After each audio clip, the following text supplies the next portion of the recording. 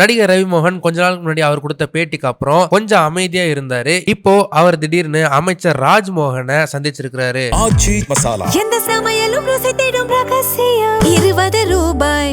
நடிகர் ரவிமோகன் தன்னுடைய சமீபத்திய பேட்டியில அவருடைய பர்சனல் வாழ்க்கையில் நடந்த பல அவலமான விஷயங்களை பத்தி அவர் ஷேர் பண்ணியிருந்தாரு. அந்த விஷயங்கள் எல்லாம் சொல்லும் போது அதுல முக்கியமான ஒரு விஷயம் சொல்லியிருந்தாரு. தன்னைய ஒரு 3 எழுத்து இட்லி நடிகை தன்னை பத்தி அவதூறா பேசிட்டு இருக்காங்க அப்படின்ற மாதிரி சொல்லியிருந்தாரு. அந்த நடிகை வேற யாரும் இல்ல, நடிகை குஷ்பு தான் அப்படின்னு மக்கள் பரவலா பேசிட்டு இருக்காங்க. இந்த சமயத்துல நடிகை குஷ்பு அவர்கள் இன்னைக்கு விஜய் அவர்களை இன்னைக்கு சந்திச்சிருக்காங்க. அந்த சந்திப்பு நடந்த கொஞ்ச நேரத்திலேயே பாத்தீங்கன்னா அமைச்சர் ராஜ்மோகனை நடிகர் ரவிமோகன் சந்திச்சிருக்கிறாரு. இவர் மீட் பண்ண கொஞ்ச நேரத்திலேயே குஷ்பு அவர்களும் ராஜ்மோகனை மீட் பண்ணிருக்காங்க. இதை வச்சு பார்க்கும்போது நடிகர் ரவிமோகனும் குஷ்புவும் அந்த சமயத்துல நேருக்கு நேரா ஒருத்தர் சந்திச்சிருக்கலாம் அப்படின்ற மாதிரியும் பேசிக்கிறாங்க. ஆனா நடிகை குஷ்பு சின்னத்திரை அசோசியேஷன் சார்பா தான் ராஜ்மோகன் அவர்களை மீட் பண்ணிருக்காங்க. ஆனா ரவிமோகன் தனி ஒருவனா தான் ராஜ்மோகனை மீட் பண்ணிருக்காரு. ஆனா நடிகர் ரவிமோகனுக்கும் ராஜ்மோகனுக்கும் பாத்தீங்கன்னாக்கா ஒரு பழைய ஒரு கனெக்ஷன் ஒண்ணு இருக்குது. 2016 வருஷம் ரவிமோகன் அவர்கள் நடிச்சு வெளிவந்த படம் தான் மிருதன்.